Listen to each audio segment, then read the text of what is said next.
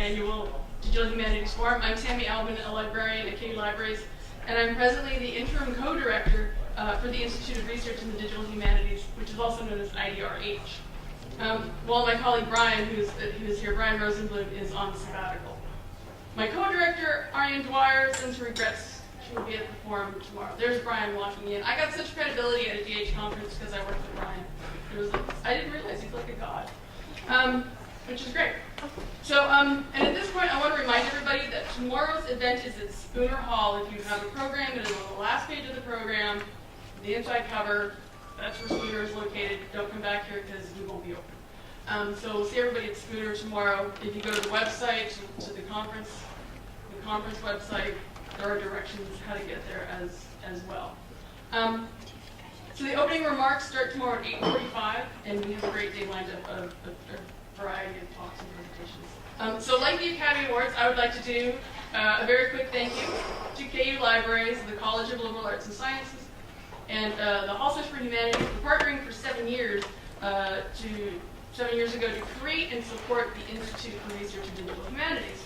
It is their support that makes this event possible, as well as free registration, free workshops for the forum, and a very tasty lunch and alcohol, which is like such a rarity on this campus, right? It's not that I'm promoting a lot of drinking, but when it happens, we should partake if we can. And I would also like to give my heartfelt thanks and a big Tammy Bear hug to the many iterations of the programming committee over the past few months. There was one point where we were down to 2 people, me and Sherry Brown. It was hardcore. The most recent iteration, Sherry Brown, Carney Younger, Rebecca Roscoe, and Pamela Rowe worked tirelessly on the poster presentations, the schedule, the food, the reorganizing of the panels, the conference website, the program, and doing anything else that needed to be done. Without them, you would have a program designed with the Star Wars font, which I was told was too thick, filled with cat photos instead of information about the poster sessions, keynotes, and presenters. Attending the presentation would have been cosplay optional. You'd be eating Cheez-Its and drinking apple juice. And for those of you who know me, know that this is very true. So thank you very much to the folks who helped with the programming committee. I want to thank the workshop instructors. We appreciate your generosity, sharing your knowledge with us, and being flexible when technology was not our friend, which happened yesterday. And lastly, I'd like to thank my fabulous colleagues in the library for supporting this entire endeavor from beginning to end. The workshops in the forum. They have chipped in and assisted in so many ways. With registration, serving as workshop assistants, leading workshops, introducing panels, video recording, troubleshooting problems, and being all-around supportive. Which included yesterday people saying, "Are you okay?" And I'm like, "Yeah, I'm fine." They're like, "Are you sure?" I'm like, "Yeah." So they've been great. They have no idea how much I appreciate their generosity, their enthusiasm, and labor. So now I would like to introduce the wonderful Jermaine Halegua. Did I pronounce it right? Did I get close? I even spelled it out phonetically and then couldn't read it. From our Film and Media Studies Department, we'll introduce our first of our 3 amazing keynote speakers. And then once again, thank you so much, everybody, for being here. I really appreciate it.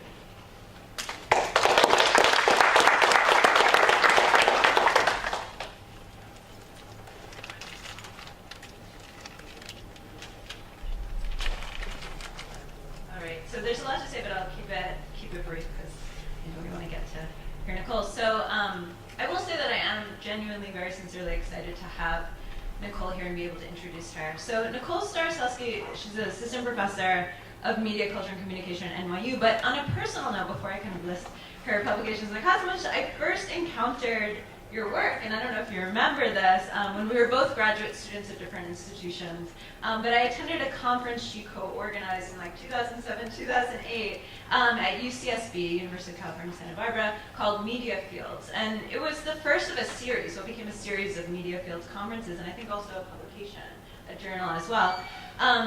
But it was really interesting because not only was this the first of the Media Fields conferences, and look those up, those are really kind of interesting, but her talk for that, the call for papers, everything about that conference really showcased the stimulating, innovative ways that Nicole was thinking about intersections between space, place, and media networks. And it was something very new and something very refreshing.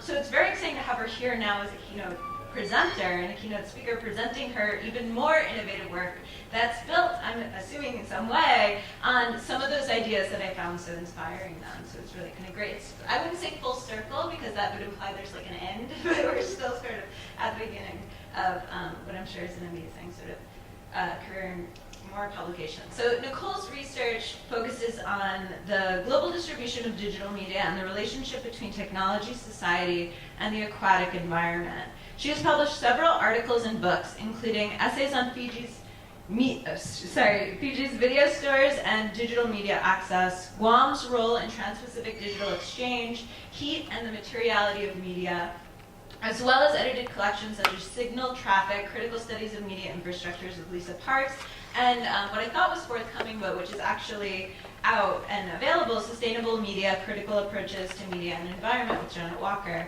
Her book, The Undersea Network, which is coupled with a fascinating online project Surfacing, which we're seeing up on the screen right now, examines the cultural and environmental dimensions of transoceanic cable systems from telegraph cables to fiber optic infrastructures.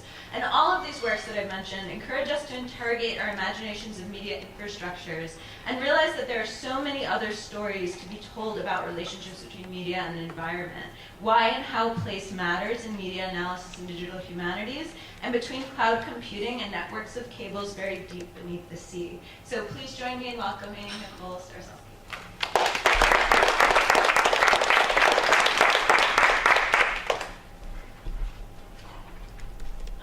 Thank you for that wonderful introduction, and I do remember that conference well. I don't remember what I presented on, but I remember your presentation.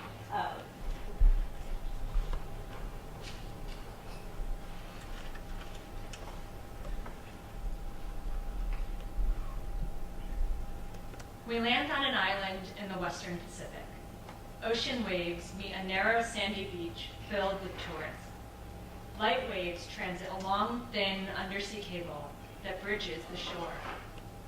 A fiber optic link, no wider than a garden hose, runs up through Tumon Bay by the Prada and Louis Vuitton stores to a landing station constructed for a Commonwealth cable in the midst of the Cold War. On one side of the cable's conduit is an anti-aircraft gun built during World War II. On the other, one of the early Japanese five-star hotels in the region, a building that's dependent on the island's advanced communications infrastructure. Tourists step over the cable without noticing it.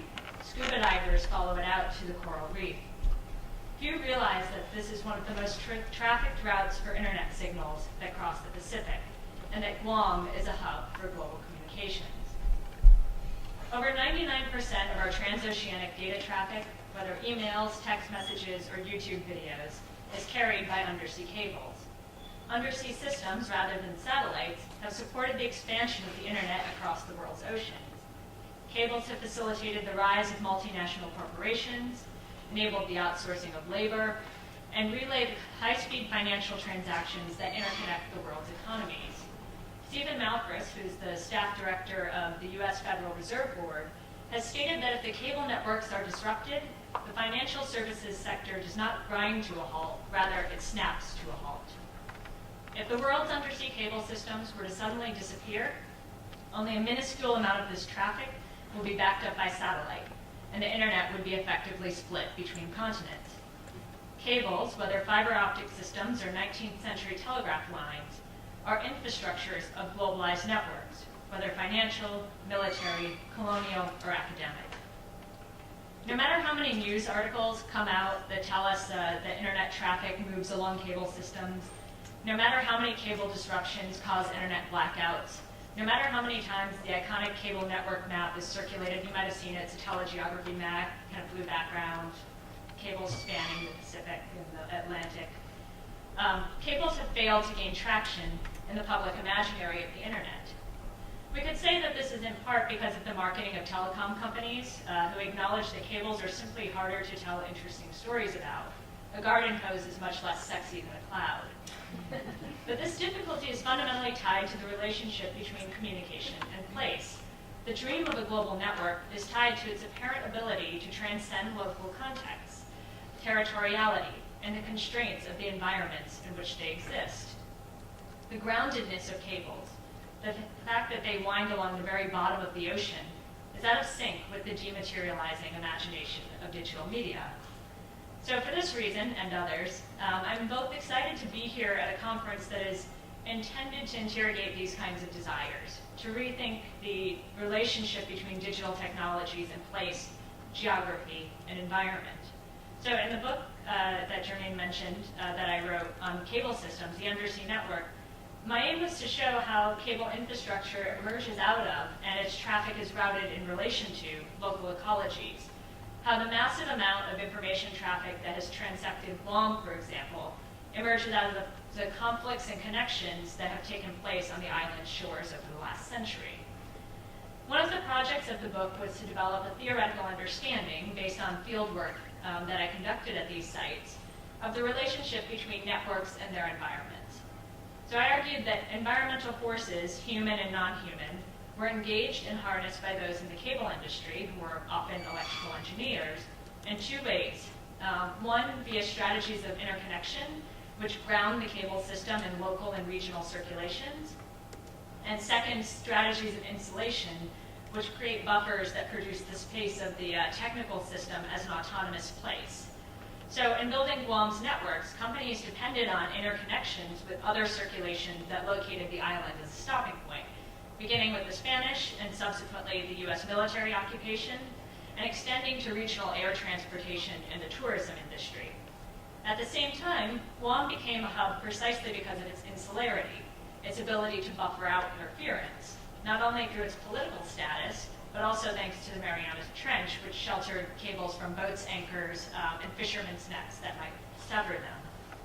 So understanding strategies of interconnection and insulation helps to explain not only why cables accrete in certain places, which is long a truism in infrastructure studies. It's like, roads went and then trains went and so on, this kind of constant layering of one system over another, but rather why they are selectively layered over some systems and not others, or why they diverge into new territories altogether. By tracking these entanglements, my hope has been to show how the production of a global network is not simply a product of connectivity, from Guam, for example, to Hong Kong, or to Sydney, or Tokyo, but an ecological endeavor that is formed in relation to the practices that occur along its routes. So as I was traveling along the cable lines, interviewing people who operated them, lived in proximity to them, and contested them, I wanted to create a mapping of these systems, one that affectively conveyed what I was finding, that the system was in fact a delicate meshwork of forces dispersed across the cable routes, condensed in certain pressure points, and that there was no a priori distinction between network and environment. So to do so is not enough to simply place Guam on the map, or even place cables on the map, to embed them in a Cartesian coordinate system that would always locate them as tiny points within a global expanse. The map had to transform. And it is from this desire that the project that you see on the screen, Surfacing, materialized. In a very basic sense, Surfacing is an archive. It is an archive that contains all of the 184 locations that have ever been connected via undersea cable in the Pacific, international undersea cables. The premise of the project is that you are a signal, and your journey begins at a certain spot, in a specific spot in the network. So if you have computers and feel like loading surfacing.in, you'll be dropped off at some place in the Pacific, and I invite you to do so and try to find me, just as the packet seeks to work its way across the network. And if you tune out the rest of this talk, my hope is that by wandering around, you would still get the gist of what I was going for, even if you don't listen to my words. What I tried to develop here is an approach to large-scale network systems that is both ethnographic and textual, site-specific and globally oriented, and which mediates infrastructure's ecologies both visually and haptically using the very systems that I am analyzing. So the project works against the God's eye view that's so dominant in most representations of undersea cables and infrastructure more generally. Instead, what I sought to do here was to create a counter-visualization that maps network nodes along a grid of cultural and historical coordinates. So while the book developed a set of concepts that explains the emergence of media's infrastructures, with Surfacing, my hope, and that of my co-authors, Eric Lawyer and Shane Brennan, is to draw you into the network, to entangle you in its dynamic processes. In a sense, to put the traditional network map underwater, subject it to the environment it purports to represent. So in surfacing, each of the cable sites is annotated by a brief cultural history of connection or disconnection, oppression and struggles, and illustrated with a set of images, many of which I took or gathered during my fieldwork around the Pacific.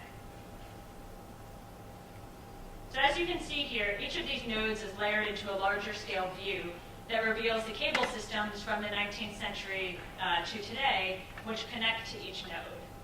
And at first glance, this might seem to be a map of technical relationality that accords with traditional scalar models.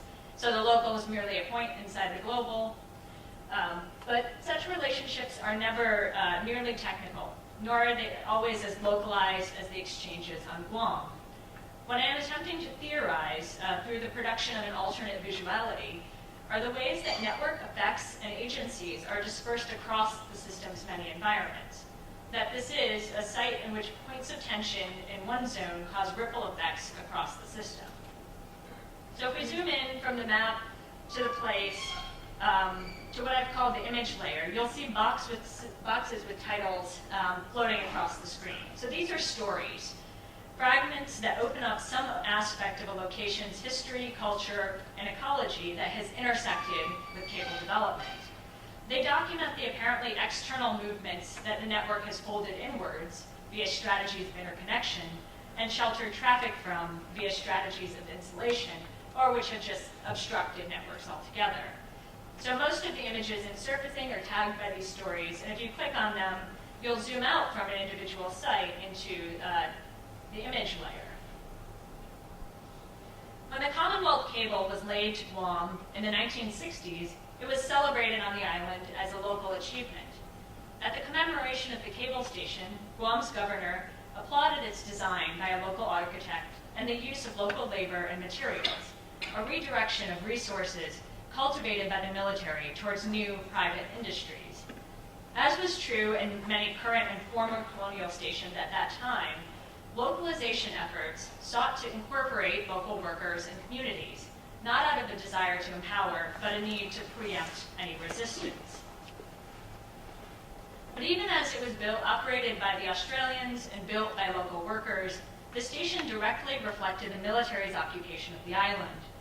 Like all cable stations built on U.S. soil during this time, Truman Bay was constructed according to U.S. military specifications. It had walls between 18 and 24 inches thick, showers where employees could wash off radioactive material, and kitchens stocked with food in case of an attack.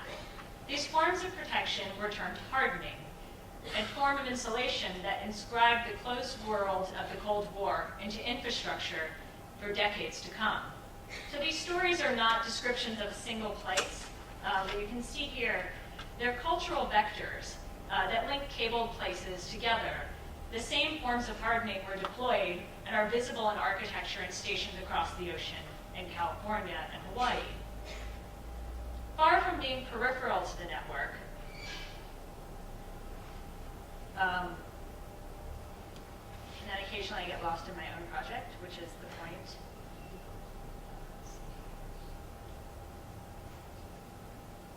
So far from being peripheral to the network, an anomalous dot in the center of an open map, islands have long been critical to cable communications and to the internet, even though cables can now span the Pacific in a single hop. More than half of the nodes in our undersea network are still located on islands. These are places where one can tap into and reroute flows as they pass by. For this reason, they are also critical sites of resistance, places where small movements can leverage the entire system.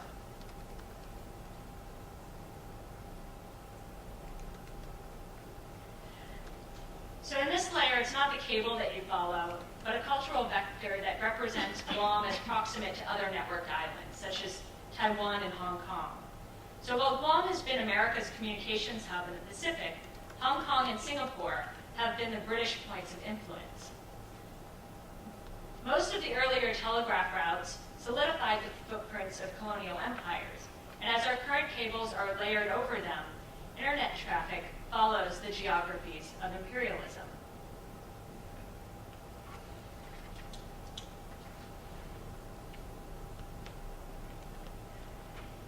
The island of Billiton was a valuable site of tin extraction in the colonial era. Dutch mining operations started in the mid-1800s with the formation of the Billiton Company, named after the island, in which now is a kind of global corporation that some of you might know, BHP Billiton. Thousands of Chinese indentured laborers were imported to perform the heavy and dangerous work of mining. In the early 1900s, the Dutch East Indies government brought ashore 2 submarine cables to Billiton's capital city, linking it to the other colonies, lines of connection deeply tied to extraction. Only a decade later, the capital was set ablaze in a workers' revolt, threatening both communications networks and the elite that depended on them. Today, Belitung and the neighboring island of Bangka are still key points in the global tin trade. They produce 90% of the tin in Indonesia, a country that is the second largest producer of tin in the world. And it also continues to be a site of resistance.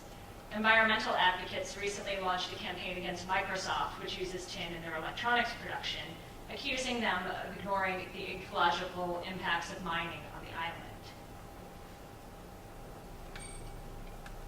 So in servicing, the images at any given node are not simply illustrations of concrete infrastructures, although we did see some images of cables and cable stations, but rather they're an archive of traces of cultural and ecological entanglements, where the traffic that passes through these locales leaves marks in the environment. And the user's movement through these sites is structured as a narrative of transmission.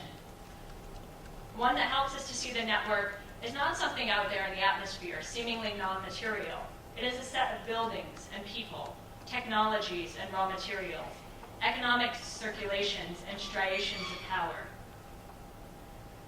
In surfacing, the largest scale at which you can see the network is not in the map view, not a vision of cable lines stretching between continents, but a visualization that projects the influence of larger scale forces across the Pacific. Development, for example, has long been a key rationale for the extension of cable lines and a product of their use. So in the theme layer, you can see the stories associated with a particular theme and the locations that they connect. But the coordinate system that governs in which national lines and boundaries can be represented is abstracted here, replaced with a visualization of the field of influence of particular nodes. The hubs in Guam, Hong Kong, and Singapore that we traversed earlier were all established as part of a project to create a kind of aquatic Silk Road to open up China's trade and communication. Initially, when the government wouldn't permit cable landings, the British builders stuck them ashore in the middle of the night. Global networks are often described as the technical work of engineers and telecom companies, the flows of finance capital, and global media industries. Yet the story of Guam's emergence as a hub for transoceanic traffic is deeply enmeshed, not only in local history, but in the investments of the US military, colonial investments in extraction, and economic investments in particular forms of trade. Each node is connected to others, if not via physical networks, through such historical and ecological relations, which shape the system in ways that are often visible in the surrounding environments. But this is not simply a top-down story, one made evident in layered and aligned aerial views. It is messy and entangled, shaped by humans and non-humans alike.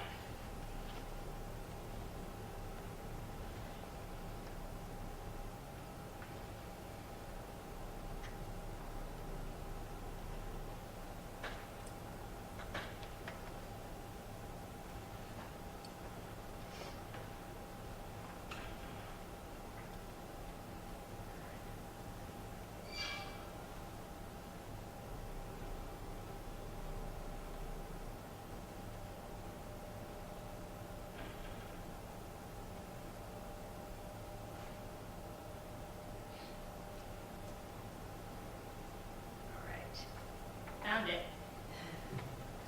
And I think the point of doing it this way and building it this way was also to encourage this kind of getting lost and caught up in environmental forces, which is actually what I think happens a lot with signals as they cross the Pacific or across the environment.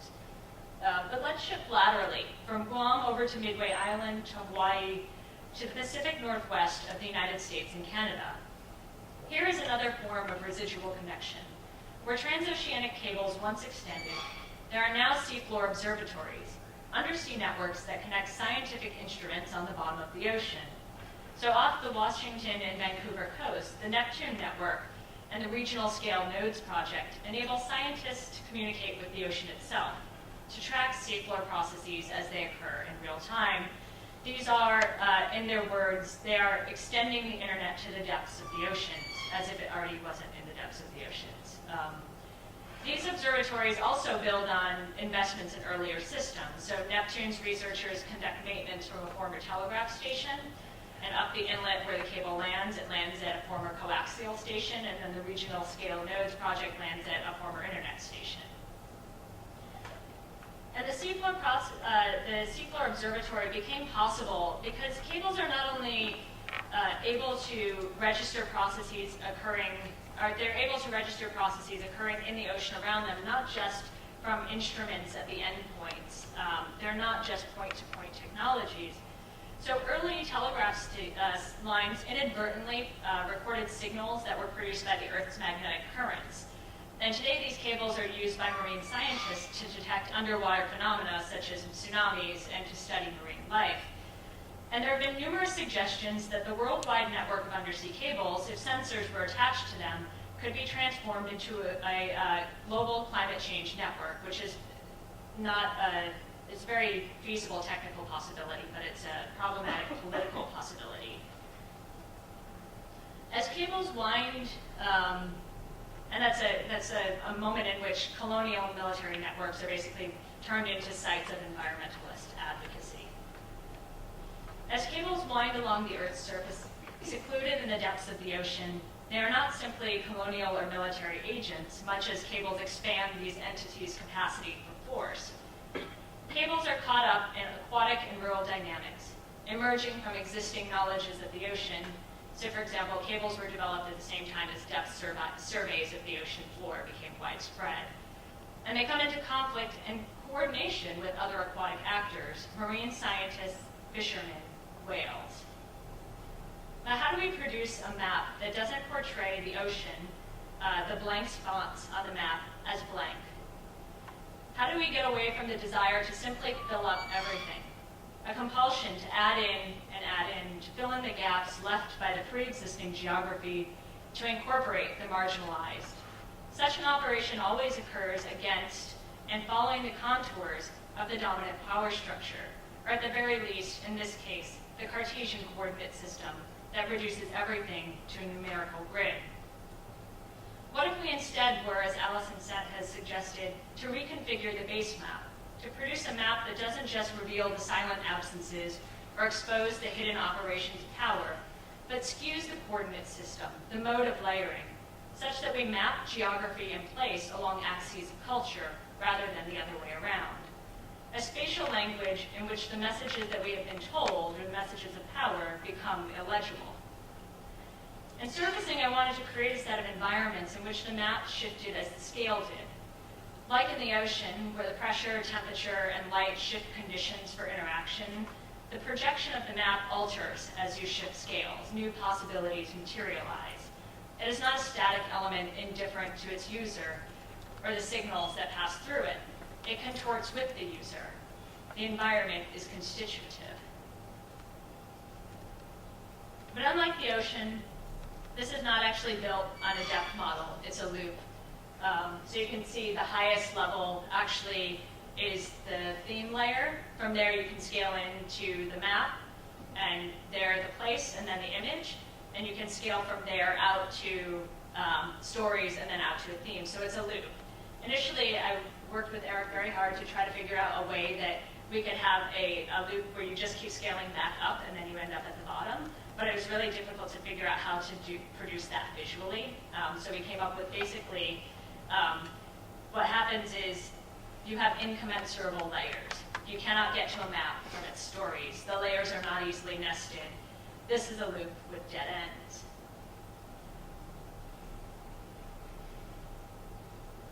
End to end. We land on Mirabai after a storm has passed. The ocean is gray, birds dot the beach. Here the armor of an old analog cable is unraveling, and the creatures are drawing thread to make their home. Across the Pacific, there are only two places where I've actually seen the cable: on the sand, on Guam where we started, and on Mirabai Beach where we end. Every once in a while, though, in the midst of stormy seas, heavy tides, and eroding sand, an old telegraph or telephone cable surfaces. Surfacings are at times reported in the local news, but stories rarely extend beyond initial aha moments. Like the cable, they appear out of nowhere and soon slip into the background. So this project is an attempt to grasp the cable before it recedes into the ocean, to ground it, to place it, in the hopes that the imaginary we have of digital systems might be reconnected to the world in which they exist.